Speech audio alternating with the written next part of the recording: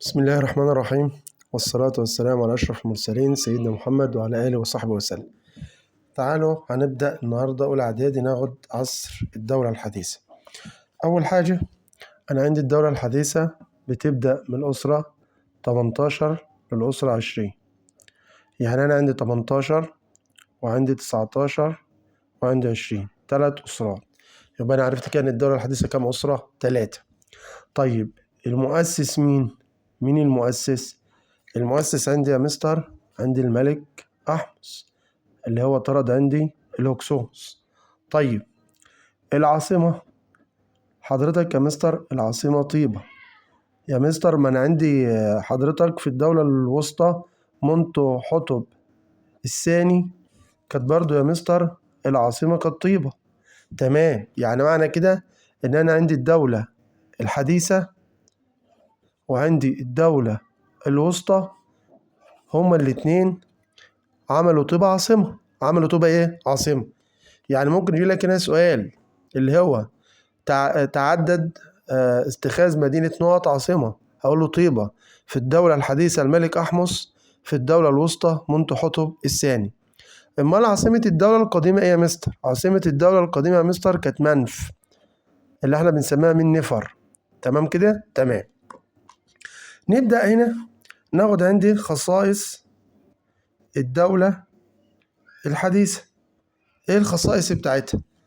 اول حاجه لما نيجي نذاكر، انت ليه يا مستر طالع اول مره نشوفك بتكتب؟ عشان اعرفك ان انت عشان تذاكر التاريخ انا خلصت مذاكره التاريخ، فببدا اكتب مع نفسي كده واشرح مع نفسي. لما بتشرح مع نفسك كتابه المعلومه بتبدا تكون موجوده في دماغك وفي منتهى التركيز. فانت على سبيل المثال هنبدا ناخد مع بعض كده اهو، تمام، ونشتغل. تعال نشتغل. اول حاجه كلمه تكوين جيش اهو، ان هم كان عندهم تكوين جيش او عندهم جيش. 2. بعد كده عندي امبراطورية، كونوا امبراطورية. بعد كده عندي يا مستر اللي هو ازدهار حضاري. بعد كده عندي الاتجاه جنوب. بعد كده عندي ثورة دينية. تعالوا نقولهم تاني كده. الدولة دي اللي بدأت تكون جيش قوي منظم. الدولة ديت اللي هي أسست ليا أول وأقدم إمبراطورية في التاريخ. طبعا لما يكون عندك إمبراطورية يعني معنى كان أنت متقدم. برضو زي باقي الدول الاتجاه جنوبا، أول حاجة تحصل ثورة دينية. ده أول مرة يحصل، وده إزاي؟ تعال نفهم بس. مصر قبل كده ما كانش عندها جيش، أمال كان عبارة عن إيه؟ عبارة عن فرق عسكرية. يلا يا جماعة في حرب، يلا لم الناس، وممكن كان بعض الناس نجيبها بفلوس وكده. هيبدأ هنا في الدولة دي تعمل حاجة جديدة، اللي هو إن أنت عندك الملك أحمس ده هيبدأ هو اللي ينظم لنا جيش، ويبقى جيش مستمر، جيش نظامي زي الجيش المصري الحالي. تمام. طيب ايه اهمية ان انت تكون جيش؟ ازاي يا مستر؟ حماية البلاد ضد اي خطر داخلي وخارجي بس، واستقرار الدولة. ليه؟ عشان يمنع حتة انفصال، حتة ان الدولة تتفكك. يبقى لما يجي يقول لك اهمية الجيش حماية البلاد داخليا وخارجيا واستقرار البلد ووحدتها. طيب مستر يعني ايه امبراطورية؟ امبراطورية يعني انا عندي دولة بتمتلك قوة اقتصادية، عندها فلوس، قوة عسكرية، قوة علمية، بتقدر من خلال ده كله تسيطر على كل الدول المجاورة لها وتبدأ هي تحكم. يبقى امبراطورية دولة كبيرة تستطيع أن تسيطر على أجزاء كبيرة من العالم وتحكمه تحت حكومة واحدة. أول إمبراطورية قامت في مصر هنبدأ نتكلم عليها في الدولة الحديثة. عشان كده عصر الدولة الحديثة ده اهو احنا بنسميه عصر ايه يا مستر؟ عصر المجد الحربي. ليه؟ عشان ملوك العصر ده قاموا عندي بحروب كتيرة وقدروا ينتصروا على أعدائهم ويكونوا دولة كبيرة جدا مترامية الأطراف. يبقى إمبراطورية دولة كبيرة تستطيع من خلال قوتها الاقتصادية والعسكرية والعلمية تسيطر على أجزاء كبيرة من العالم وتحكمها تحت حكمها، سواء بقوتها أو التحالف مع دول تانية. طيب الإمبراطورية المصرية بدأت منين؟ المستر بيقول لي بدأت من الشمال الشرقي اللي هي مين؟ العراق. فين يعني في العراق؟ نهر الفرات. تمام. ووصلت يا مستر لعند الجندل الرابع، يعني في الجنوب. أيوه، يبقى الإمبراطورية بتاعتنا امتدت من العراق شمال شرق بالنسبة لمصر العراق نهر الفرات لعند الجندل الرابع. الازدهار الحضاري، يعني أنا بقول لك كوننا إمبراطورية، معنى كده إن إحنا متقدمين اقتصاديا، عسكريا، علميا. فالازدهار الحضاري إن مصر هتبقى مركز للحضارة. مش فاهم يعني إيه مركز للحضارة؟ يعني اللي عايز يتعلم، اللي عايز يعرف منين أي حاجة هيجي مصر، فمصر هتبدأ تأثر في العالم. تمام. وبرضه احنا برضه الدول القوية هناخد منها. يبقى الازدهار الحضاري ان مصر هتبقى مركز الحضارة، تأثر في العالم اقتصاديا ودينيا وعلميا. مش انت واخد النقوش خدت من مصر عبادة بعض الآلهة، وخدت النقوش خدت مننا بناء الهرمات والتماثيل؟ ايوه. تمام.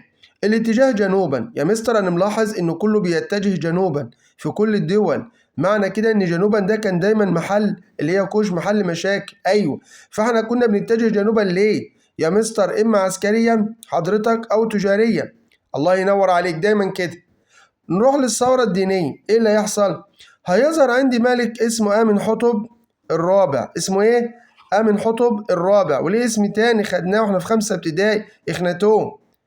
هيعمل ثورة دينية إن هو ينادي بعبادة إله واحد اللي هو اسمه الإله إيه؟ أتون، اللي هو بيرمز له بكرسي إيه؟ الشمس. يبقى أنا عندي ده أول جزء خدناه في الدولة الحديثة. تمام كده يا شباب؟ ببساطة أنا اللي أنا بعمله ده كأني بذاكر معاك بالظبط، أعلمك إزاي بتذاكر، لا بخطط لك ولا بعمل لك بطريقة، أنا كأني بذاكر كده كده المعلومة ما تضيعش منك. تمام يا شباب؟ يبقى حضرتك بتفكرني ان انا عندي تحتمس الاول جنى الثمار بتاع احمس، وقلت لي ان انا ازاي اقدر افهمه. قلت له طبعا تبع الاسره ال 18. طلع عسكريا اتجه جنوبا ضم نبته. نبته ديت اللي هي المكان اللي اتاسست فيه كوش، وطبعا اسوان جنوب مصر، فاجا في شمال في المنطقه دي كلها عملها وحده اداريه، وهيخلي موظف مصري بيحكمها اسمه الابن الملك الكوش. كانت النتيجه هتنتشر فيهم الثقافه المصريه. قلت لي كمان هيتجه شمال شرقا. ليه؟ هيضم المنطقة اللي فيها نهر الفرات. مش دي كانت بداية الإمبراطورية المصرية؟ أيوة. هو مين اللي مهد للإمبراطورية؟ أحمس اللي مهد للإمبراطورية لما ضم فينيقيا. ومين اللي هيبدأ يجيب بداية الإمبراطورية؟ تحتمس الأول لما يوصل لنهر الفرات. شكرا. عمرانيا، عارف يا مستر معبد الكرنك؟ ايوه اسمع عنه، ده حضرتك ده موجود عندي في طيبة الاقصر. الله ينور عليك. هيقوم بتطويره عشان معبد الكرنك يكون المعبد الرسمي لطيبة. الله، انت فاكر منتو حتب الثاني لما عمل طيبة عاصمة؟ فاكر. وقلت لي ان هو جملها؟ فاكر. عمل فيها معابد؟ فاكر. عايزك بس تربط الحدثين. يبقى مين اللي طور معبد الكرنك وجعل المعبد الرسمي لطيبة؟ تحتمس الأول. مين اللي ضم منطقة نهر الفرات ونبتة؟ تحتمس الأول. صعبة. تعال بقى نروح لأسهل ملك، الملك تحتمس الثالث، برضو الأسرة 18.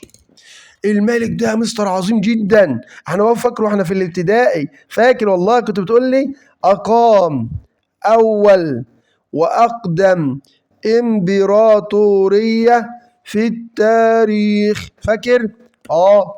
كنت بتقول لي تمتد الشمال الشرقي نهر الفرات بالعراق لعند الجندل الرابع، فاكر؟ حصل.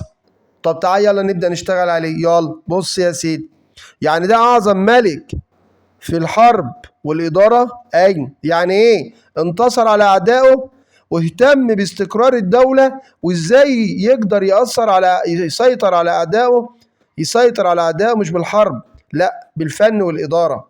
إزاي؟ تعال. أول حاجة نبدأ بأعماله العسكرية. عسكريا، 1.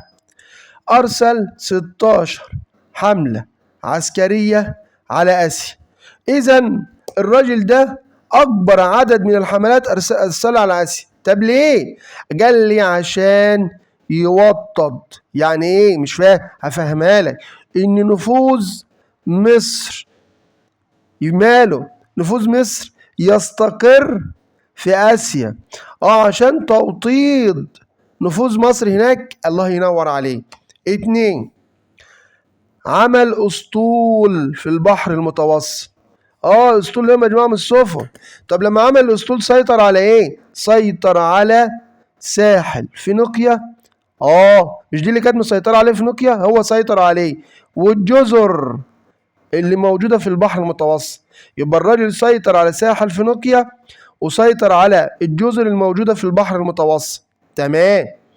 3، يعني ده يعتبر أعظم أسطول في الدولة الحديثة، أسطول سفن حربية أو نستخدمها للتجارة. 3، عارف حملته 17؟ ايوه يا مستر. ارسلها على مين يا مستر؟ ارسلها على كوش. الله، هو دايما كله بيتجه للجنوب؟ هو الجنوب ده كان خطر للدرجه دي؟ احنا وكوش والمنطقه ديت عاملين كده زي كل شويه نهجم على بعض. طيب هو لما راح على كوش يا مستر، مش حضرتك كنت بتقول وصل للجندل الرابع؟ يا مستر جندل يعني ايه؟ ما انا شرحها لك قبل كده، صخور في النيل، صخور صلبه. تمام. يبقى الراجل ده لما وصل لحملته 17 كده الامبراطورية تمتد من نهر الفرات في الشمال الشرق الى الجندل الرابع. تمام. طيب يا مستر، انا عايز اعرف اشهر حاجة عن الراجل ده. اشهر حاجة عنده معركة مجدو. اعرفها يا مستر. مش دي كانت ما بين الملك تحتمس الثالث وما بين يا مستر امير قادش؟ ايوه. والمعركة دي كانت في فلسطين، واخدينها في الابتدائي. ايوه. وسبب المعركة ان الراجل امير قادش ده هو وامراء اسيا عبارة عن 21 جيش عملوا تمرد وتحالف ضد مصر. وعسكروا في مدينة مجد بفلسطين. هو عمل ايه بقى يا مستر؟ اقول ادي منطقة مجده بفلسطين، وادي فيها امير قادش وامراء اسيا. هو ايه يا مستر؟ قام راح محاصرهم. عمل ايه يا ابني؟ حاصرهم. حاصرهم واستسلموا. كانت النتيجة ايه؟ انتصار تحتمس الثالث. طب لما انتصر عمل ايه؟ تشد خط. تعال ناخد بقى الإدارة يا مستر. نعم. واحد هيبدأ يهتم بالبلد داخليا. ماشي. 2 يا مستر. نعم. هيبني معابد ومسلات. فاكر بنبني معابد ليه؟ للآلهة. والمسلات ليه؟ عشان نزين المعابد ونحط عليها أعمال الملك. مين اللي عمل زيه؟ أوصر كاف عمل معابد ومسلات الأسرة الخمس. مش ده كبير كهنة الإله رع؟ ومين اللي هيعمل زيهم مسلات برضه؟ رمسيس الثاني. عشان ما بيجيب لي التشابه يبقى أوصر كاف وتحتمس الثالث عملوا معابد ومسلات. مين الثلاثة اللي عملوا مسلات؟ تحتمس الثالث وأوصر كاف ورمسيس الثاني. صعبة؟ بعد كده عمل ايه؟ عارف يا مستر الناس بتوع منطقة فينيقيا واخدينها في رابعة ابتدائي جابوا ولادهم يتعلموا عشان ياخدوا العادات والتقاليد المصرية، ولما يرجعوا يحكموا بلدهم يحبوا مصر. وخلى الأمراء والملوك علاقتنا بهم كويسة. ازاي؟ عن طريق الزواج، المصاهرة، يبقى نسايب. وبكده قدر يوطد حكم مصر واستقرارها، مش بالحرب، امال بايه؟ طيب تعال نبدأ عند أول ملك في الدولة الحديثة. هو الملك مين؟ الملك أحمس اللي احنا لسه قايلين عليه. لسه قايلين عليه ايه يا ولاد؟ المؤسس. المؤسس لمين؟ حضرتك لسه قايلين الدولة الحديثة، صح كده؟ صح. طيب ممكن افكرك بحاجة؟ اتفضل. هو مين اللي طرد الهكسوس؟ أحمس. يعني فترة حكمه بين عصر الاضمحلال التاني، صح؟ صح. والدولة الحديثة. يبقى مين اللي كان عصره ما بين عصرين مختلفين أو يعتبر نقطة تحول؟ الملك أحمس. ليه؟ عشان إجا ما بين عصر الاضمحلال التاني اللي هو بيبدأ من أسرة 13 للأسرة 17، 5 أسرات صح؟ 13 14 15 16 17 بنعديها كده. والدولة الحديثة لسه كنت عامل فيديو من شوية بيقول لك 18 19 20. ده مؤسس الأسرة 18. والراجل ده المستر قال لي بيقع ما بين عصرين. طيب العاصمة ايه؟ مش احنا اتفقنا مع بعض العاصمة طيبة في الدولة الوسطى والحديثة؟ بس ما تنساش نعم، هو مين أول من خد طيبة عاصمة؟ حضرتك قلت لنا الملك منتهتب الثاني. أيوة، ومين التاني؟ أحمس، لأنه أصلا مولود في طيبة. طيب هي طيبة ديت في وسط مصر؟ حضرتك يا مستر طيبة ديت الأقصر في الجنوب. أمال مين اللي في الوسط؟ اللي في الوسط يا مستر من نفر وأسيتا تاوي. أهي أسيتا تاوي دول اللي في النص، إنما طيبة الوحيدة اللي كانت في الجنوب. تمام. ازاي يا مستر اذاكر احمس؟ انا عايز اعرف ازاي اذاكره. تعالى يا سيدي، هتعمل كده وانت بتذاكر عسكريا وعمرانيا اهو يا سيدي. ازاي؟ بص يا سيدي، شمالا تمام، بعد كده حضرتك شرق تمام، بعد كده حضرتك جنوبا. ازاي؟ هفهمك. شمالا قضى على الهكسوس، ساعة ما راح حاصر أواريس، برافو عليه. طب شرقا، عارف فينيقيا؟ ايوه يا مستر، فينيقيا اللي هي سوريا على الساحل الشرقي للبحر المتوسط، ضمها لمصر. يعني معنى كده هو اللي مهد لقيام الامبراطورية. ايوه تمام. تمام يا مستر. ايه تاني يا مستر؟ جنوبا، ازاي؟ اتجه للجنوب للقضاء على التمرد وإعادة الاستقرار. يبقى المستر بيقول لي يا ماما أنا لما أجي أذاكر الملك أحمس هقول إن هو بيقع ما بين فترتين، عصر الاضمحلال الثاني والدولة الحديثة، وهو المؤسس. اتخذ من طيبة عاصمة للبلاد زي الملك منتهتب الثاني. طيبة اللي هي الأقصر في جنوب مصر، دايما كانوا المصريين بيختاروا العاصمة فين؟ في الوسط. تمام كده؟ تمام. زي مين؟ نفر وأسيتا تاوي. انا ازاي اقدر ان انا اذاكره؟ المستر قال لي عسكريا وعمرانيا. عسكريا شمالا لما اتجه الى شمال مصر وقضى على الهكسوس في اواريس، وماما جنوبا بعد ما قضى عليهم حصل عندي تمرد وعدم استقرار في الجنوب، راح قضى عليه وعاد الاستقرار. كمان يا ماما بعد كده يتجه شرقا لفينيقيا اللي موجوده. لما نيجي نبص على فينيقيا هلاقي، فاكر لما كنت بقول لك هنا قرطاج؟ وهنا مين؟ فينيقيا. وهنا مين؟ اسبانيا. فاكر؟ راح يا ماما مصر اهي، مصر اهي، راح يا ماما هنا واتجه عليها شرقا وسيطر عليه عشان يبدأ يمهد لقيام الامبراطورية المصرية. تمام تمام. طب بالنسبة عمرانيا، والله يا ماما عمرانيا حاجة بسيطة جدا، ان هو عمل ايه؟ اعادة بناء، او نسميها اعادة ترميم، او نسميها اعادة تصليح المعابد. الراجل رجع تاني يعيد تصليح وترميم المعابد، لان لما الهكسوس كانوا موجودين في مصر فطبعا المعابد اتدمرت، وعشان كده احنا قلنا الهكسوس ما احترموش الدين المصري لانهم مسكوا المعابد المصريه دمروها. صعبه صعبه. ده احمس. شو انا بذاكر معاك اهو. طيب هنروح لمين تاني؟ هنروح يا حباب قلبي للملك تحتمس الاول. طب ده كان في الأسرة الكام؟ الأسرة ال18. ممكن أسألك سؤال؟ حضرتك اتفضل تحت أمرك. مستر هو مش تحتمس كان جاب له أحمس؟ أيوه. يعني الراجل ده اللي رجع الاستقرار؟ أيوه. مين اللي هيحصد؟ تحتمس. يبقى مين اللي رجع الاستقرار لمصر وأعاد وحدة البلاد؟ أحمس. وطرد الهكسوس. تحتمس بقى يجني ثمار الاستقرار، يعني الدولة تبقى في عهد مستقرة ومتقدمة. تمام تمام.